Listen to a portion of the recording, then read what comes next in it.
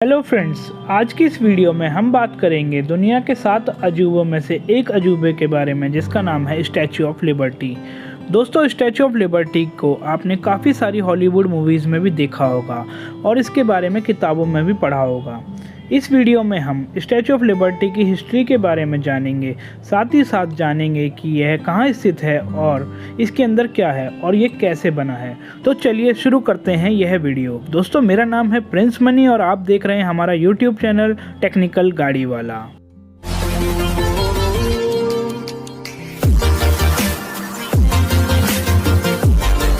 तो दोस्तों, शुरू करते हैं स्टैचू ऑफ लिबर्टी के इतिहास से।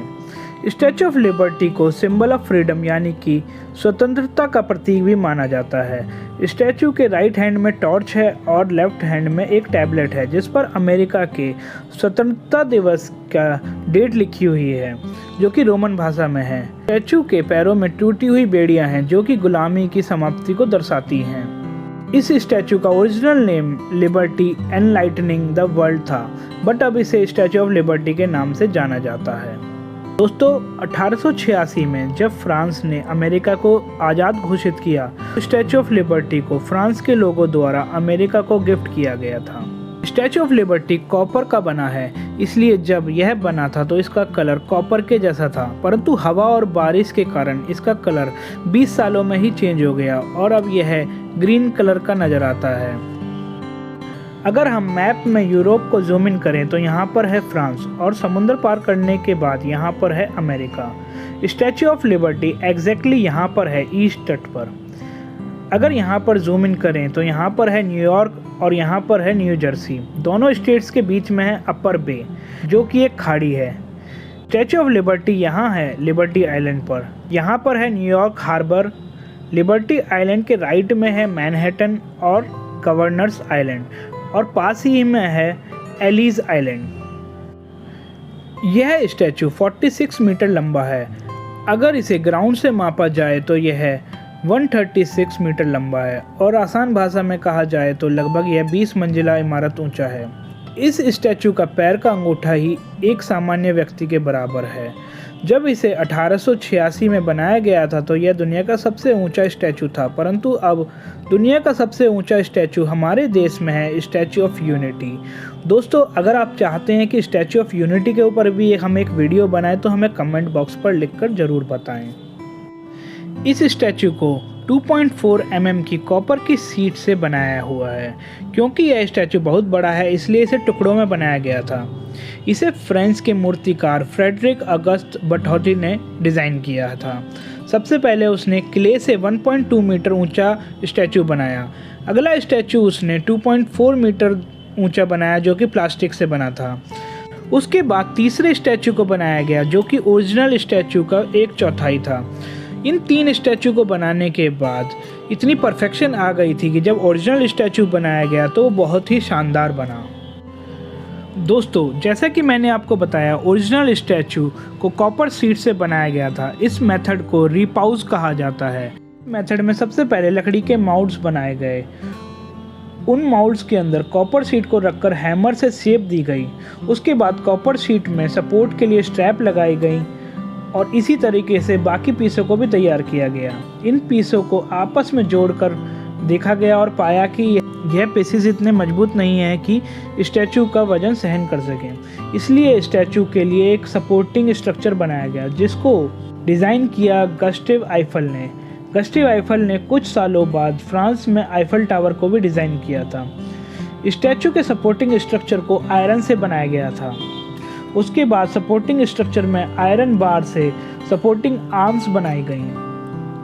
इस स्ट्रक्चर को इतना मजबूत बनाया गया कि जो कि भारी तूफान को भी आसानी से झेल जाए।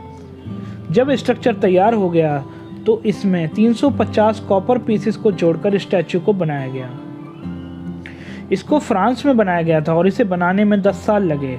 बाद में इसे 350 टुकड़ों में काटकर अमेरिका शिफ्ट किया गया। अमेरिका में इसे रीअसेंबल करने में लगभग 4 महीनों का समय लगा।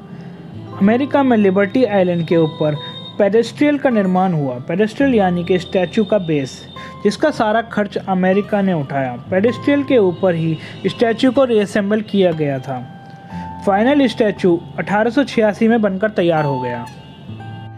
स्टैचू ऑफ लिबर्टी में समय के साथ साथ बहुत सारे मॉडिफिकेशन किए गए। उनमें से एक है टॉर्च।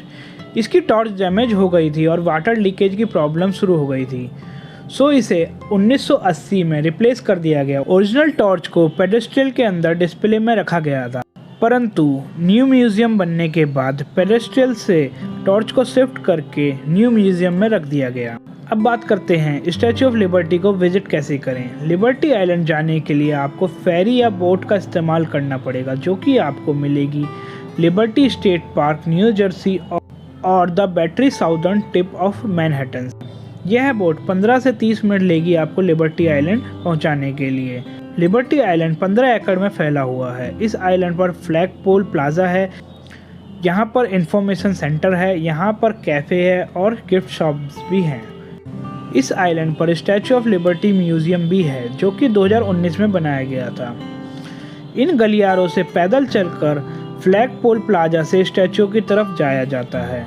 यहाँ स्टैचू का सबसे पास का लुक आता है। स्टैचू का बेस एक स्टार शेप का है। यह स्टार शेप बेस एक ओल्ड मिलिट्री बेस था, परंतु अब यह स्टैचू का बेस है। इस हिस्से को पेडेस्ट्रियल कहा जाता है। अगर आपने पेडेस्ट्रियल टिकट लिया है तो आप पूरे पेडेस्ट्रियल में कहीं भी घूम सकते हैं, नीचे बेस से लेकर ऊपर ऑब्जर्वेशन डेक तक। अगर आपको स्टैचू के अंदर जाना है तो आपको कंप्लीट टिकट लेना होगा, जिसके लिए आपको कुछ वीक से लेकर के कुछ महीनों पहले बुकिंग करनी होगी। स्टैचू के अंदर जाने के लिए यह गेट बना है। इस गेट को सेंटिनेनियल डोर कहा जाता है। यहाँ एंट्री के लिए पेडेस्ट्रियल टिकट होना जरूरी है। इस गेट के अंदर घुसते ही आपको पुरानी टॉर्च नज़र आती थी, जो कि डिस्प्ले में यहाँ रखी रहती थी, परंतु 2019 में म्यूजियम के ओपन होने के बाद इस टॉर्च को म्यूजियम में शिफ्ट कर दिया गया। पेडेस्ट्रियल के अंदर जाने के लिए लिफ्ट भी मौजूद है और सीढ़ियाँ भी हैं। यहाँ पर 192 सीढ़ियाँ हैं। यहाँ पर ऊपर जाने के लिए अलग सीढ़ियाँ हैं और नीचे आने के लिए अलग सीढ़ियाँ हैं। पेडेस्ट्रियल के अंदर 7 फ्लोर हैं, 1P, 2P, इसी तरह के से 7P तक फ्लोर हैं। 3P पर आप पेडेस्ट्रियल के बाहर निकलकर बाहर के नज़ारे को देख सकते हैं। 6P पर ऑब्जर्वेशन डेक है। यहाँ पर आप बाहर निकलकर 360 व्यू ले सकते हैं। यहाँ का नज़ारा काफ़ी सुंदर होता है। अगर आपके पास क्राउन तक जाने का टिकट है तो आपको 7P फ्लोर पर जाकर वहाँ से ऊपर जाने के लिए सीढ़ियाँ लेनी होगी। यहाँ पर आपको डबल हेलिक्स के जैसी सीढ़ियाँ नज़र आती हैं। इन सीढ़ियों पर चढ़कर आप क्राउन तक जा सकते हैं। इन डबल हेलिक्स सीढ़ियों में एक तरफ से ऊपर जाते हैं और दूसरी तरफ से नीचे आते हैं। यह सीढ़ियाँ सपोर्ट स्ट्रक्चर के बीच में बनी। यहाँ पर लिफ्ट भी मौजूद है, पर इस लिफ्ट में एक बार में 3 आदमी ही जा सकते हैं, इसलिए इस लिफ्ट का इस्तेमाल आमतौर पर नहीं किया जाता है। सीढ़ियों से चढ़कर आप टॉप पर पहुँच जाते हैं। इस टॉप को क्राउन कहा जाता है। क्राउन के अंदर 25 विंडोज़ हैं। इन विंडोज़ से आप बाहर के नज़ारे का आनंद लेते हैं। रात के समय इस क्राउन में लाइट जलती है, जो कि दूर से देखने में बहुत ही सुंदर लगती है। नीचे जाने के लिए दूसरी तरफ बनी सीढ़ियों का उपयोग किया जाता है। 1961 में न्यूयॉर्क में एक एक्सप्लोजन के कारण स्टैचू को कुछ डैमेज हुआ था। तब से पब्लिक के लिए टॉर्च विजिट को बंद कर दिया गया था, परंतु मेंटेनेंस के लिए वर्कर्स को जाने की इजाज़त है। वो इन छोटी छोटी सीढ़ियों से ऊपर जाते हैं और टॉर्च के ऊपर एक छोटा सा गेट है, उससे बाहर निकल सकते हैं। तो दोस्तों, यह वीडियो था स्टैचू ऑफ लिबर्टी के बारे में। हमने इस वीडियो में कोशिश की है स्टैचू ऑफ लिबर्टी के टेक्निकल्स के बारे में बताने की। अगर आपको यह वीडियो पसंद आई है तो लाइक बटन ज़रूर दबाएं और इस तरह की और भी टेक्निकल वीडियोस को देखने के लिए सब्सक्राइब करें हमारा चैनल टेक्निकल गाड़ी वाला।